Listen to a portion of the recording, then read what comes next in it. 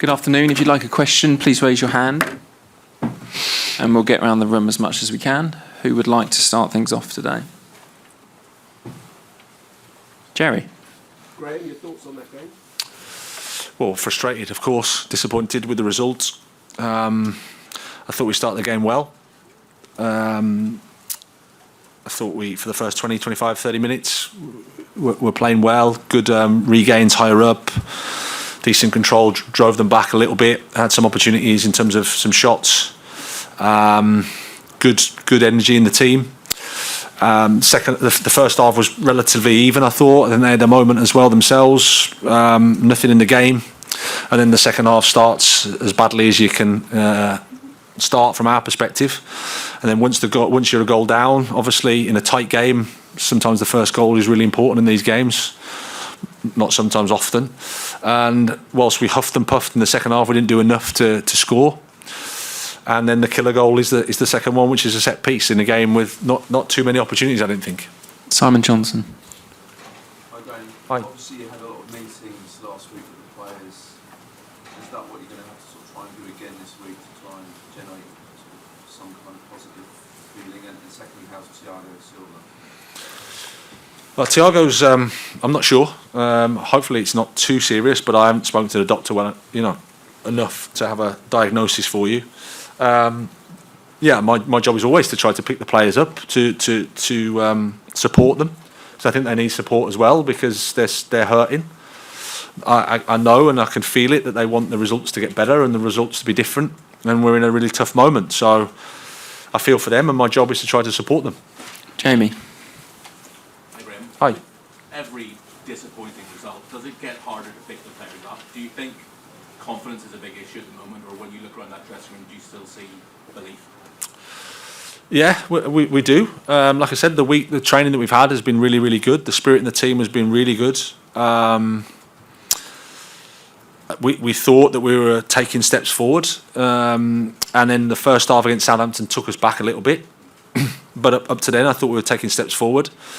We played quite well in the first half, I thought, and like I said, a game that's not easy to create chance after chance because Tottenham defend with the numbers and the back five.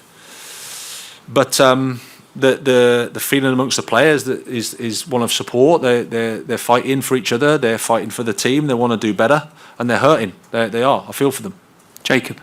Hi, Graham. It was tough at Stamford Bridge last week after the final whistle against Southampton. I mean, this was obviously a huge game for Chelsea's fans when they see a performance where it's a struggle to create chances and come back from goal down. Are you worried about what this defeat will do for your standing and relationship with the fans? Will it be hard to get it back from here? Well, I can't necessarily think too much about 40, 50, 60,000 people. I need to focus on what I can control, which is the next day, the next training session. But our supporters have been, I would say, very fair, and they've supported the team. I have absolutely no complaints with the supporters. They're entitled to be frustrated and upset and angry with the results that we've got, and that's my responsibility. So I have absolutely no complaints with the supporters. Matt Law. It was another 6 changes today, and I appreciate some of it's been forced on you, but every game there's like 4, 5, 6 changes. Do you know your best team at the moment, and is this a problem of trying to create any sort of momentum or gel everything together? Well, I think the fact that there's a third game in a week makes it difficult to keep picking the same 11. Matt, we play in Dortmund on a Wednesday. We return at 4 in the morning, and then we play a Premier League game on a Saturday. There was one change from the Dortmund game today, which is Raheem for Misha. Ruben Loftus-Cheek, for example, Thiago Silva and Reece James are just unable to play against Southampton, and that's just where we're at. I've tried to explain to you many a time about long-term injuries. They're just not able to play 3 games in a week, and I have a duty of care to them and to their welfare to make sure they're not on the pitch and risking injury, because if Reece James, God forbid, injures himself because of an overloading issue, because he hasn't had time to recover and he hasn't had time to prepare his body to play 3 games in a week, then that's on me. obviously I take the consequences, which is you change the team. But from West Ham to Dortmund to this game, I don't think there's too many changes. Neil Barnett. Two things. First of all, now the perennial questions at the end of the season. No Kovacic, Chalobah, David Fofana, Chukwuemeka, Cucurella in the squad, were any of them injured? And the other thing is, that's 1 goal in 6 games. Why do you think Chelsea outscored? Kovacic was ill, and the rest are unfortunate to be out of the squad. I think there's a combination of a few things, and again, it's an easy question to ask. Wallace is not a bad question at all. It's not the easiest one to answer as well, because sometimes you go through moments where you create chances and you don't score them, which we've had, I think, against Southampton, I think against Dortmund. We had those games. Today, I don't think it was a game for that. I think there was a game of minimal chances for both teams in a tight game, and the first goal was always going to be important, and we didn't get it. An element of, like I said, players coming back from injury, getting them up to speed, integrating a couple of new ones. So as a team, we're just not quite there in terms of how we want it to look and how we want to really function in a good way. And scoring goals is the difficult part of the game.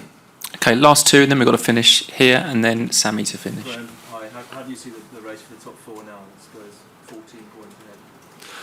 Well, after a result like today and where we are, my focus is on the next match against Leeds. That's what I'm going to think about. We need to lift the mood, lift the spirits, find a good feeling. Hopefully we can get a nice game and a 3 points, because it's really important for us at this stage. That's where we're at. We can't look at anything other than that. Last question, Sammy. Graham, obviously the owners and the club have been supportive of you and are supportive of you. With every sort of disappointing result, would you acknowledge that has a dynamic to change moving forward? Well, there's always that question, absolutely. And you can't stop the questions. And whilst the results are like they are, then I accept it. It's part of the job. We were talking before the game about, watching the all or nothing at Arsenal, and 2 years into Mikel's reign, he's close to getting the sack, and people are wanting him out, and it's a disaster. And obviously now things have changed a little bit.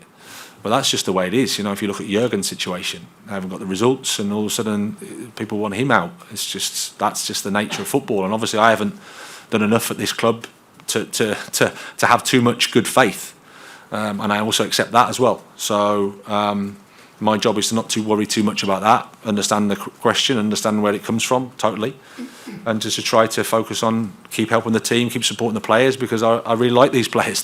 They're good lads. They want to do better. They want to win. But at the moment we're suffering, and that's my responsibility. Okay, we'll leave it there. Thank you, everybody. Thank you.